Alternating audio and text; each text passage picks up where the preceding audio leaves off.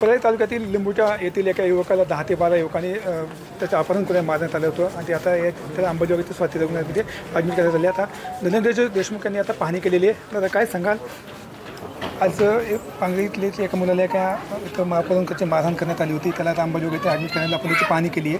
काय माझी प्रतिक्रिया ह्याच्यावर अशी आहे, हे सर्वसामान्य माणसाला हे चॅलेंज नाही. हे चॅलेंज आहे प्रशासनाला, हे चॅलेंज आहे सरकारला आणि हे चॅलेंज आहे पोलीस प्रशासनाला. जिल्ह्यात एवढ्या गंभीर बाबी होत असताना ह्या बाबी थांबायला तयार नाही आहे. आणि याच्यावर जर पायबंद घालायचं म्हणलं तर एकच आहे, याची जुनी पार्श्वभूमी काढणे आणि यांना कठोरातलं कठोर शासन करणे. आणि प्रामुख्याने एक गोष्ट मी बघितलेली आहे, हे सगळे एक 18 ते 20-25 वयातले हे युवक आहेत.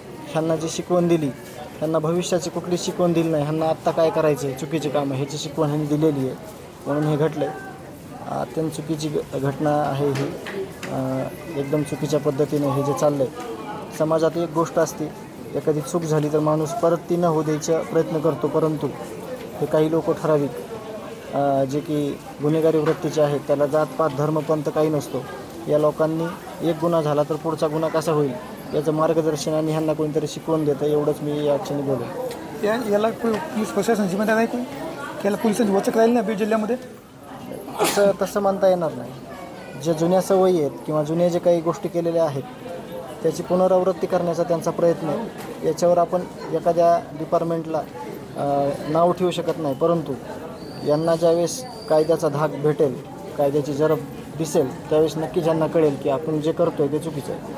दुपारी 3 वाजता एका युवकाला गाडीवर टूव्हीलर उचलून नेले जाते, त्याचे अपहरण केलं जातं आणि 10 ते 12 मुलांना मारहाण केली जाते आणि त्याचा पुन्हा व्हिडिओसुद्धा पुन्हा त्याचा व्हायरल करण्यात येतो. हे पुनरावृत्तीच आहे प्रत्येक गोष्टीची. आता त्या विषयावर मला जर बोललो तर वेदना होतात, म्हणून मी ती विषय आत्ता घेत नाही.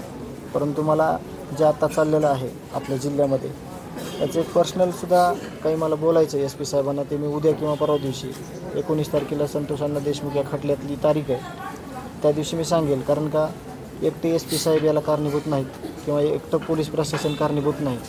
जे सगळं खालचं जाळं आहे किंवा ज्या काही जुन्या ज्यांनी परंपरा ठेवलेल्या चुकीचे कामं करणाऱ्याला जे हाताशी घातलं जातं आहे ह्याचा हा परिणाम आहे. आणि एका चांगल्या दिशेला युवकांना सोडायचं म्हणजे चांगला प्रयत्न करायचा सोडून हे असं गुन्हेगारी वृत्तीकडे जे वळवलं जातं आहे, याला कारणीभूत जे कोणी लोक आहेत ते एक पिढी बरबाद करतायत, एवढंच मी बोलेन. या प्रकरणामध्ये 10 लोकांना गुन्हा दाखल करण्यात आलेला आहे, 7 लोकांना पोलिसांनी ताब्यात देखील घेण्यात आलेलं आहे. बाकीच्या लोकांना लवकर ताब्यात घेऊन जी काही पुढील कारवाई आहे कायद्याच्या बाबी ज्या आहेत त्या केल्या पाहिजेत. आणि जे काही ज्या मुलाला लागलेलं आहे त्याची काळजी घेणं पण गरजेचं आहे. आणि ह्या घटना पुढं नाही झाल्या पाहिजे.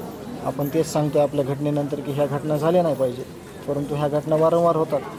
तर याला काहीतरी चांगलं म्हणजे वळण भेटलं पाहिजे आणि चांगल्या गोष्टी झाल्या पाहिजेत समाजात आणि त्या व्हाव्यात. कारण का हे एकदम चुकीच्या पद्धतीनं सगळं होतं आहे, याला पायबंद झाला पाहिजे. आपण पोलीस अधीक्षकांना भेटणं असं म्हणलं, पण काय मागणी करणं पोलीस अधीक्षक आपली काय मागणी असणार? मागणी एकच आहे की हे गुन्हेगार जे आहेत यांची पार्श्वभूमी बघणे आणि पार्श्वभूमी जी आहे त्यानुसार यांना कठोरातली कठोर शिक्षा देणे, हीच मी मागणी करणार आहे. आणि काही वैयक्तिक विषय आहेत माझे, ते देखील मी त्यांना बोलणार आहे. तर चालतं. काही दिवसात धनंजय देशमुख SP संवाद साधण्यात आणि त्यांच्याशी पार्श्वभूमी आहे त्याची माहिती करून त्याच्या कठोर कारवाई झाली पाहिजे अशी मागणी देखील धनंजय देशमुख यांनी करण्यात आलेली आहे. कॅमेरापर्सन विकास मागण्याचं संभाजी मुंडे, अंबाजोगाई, बीड.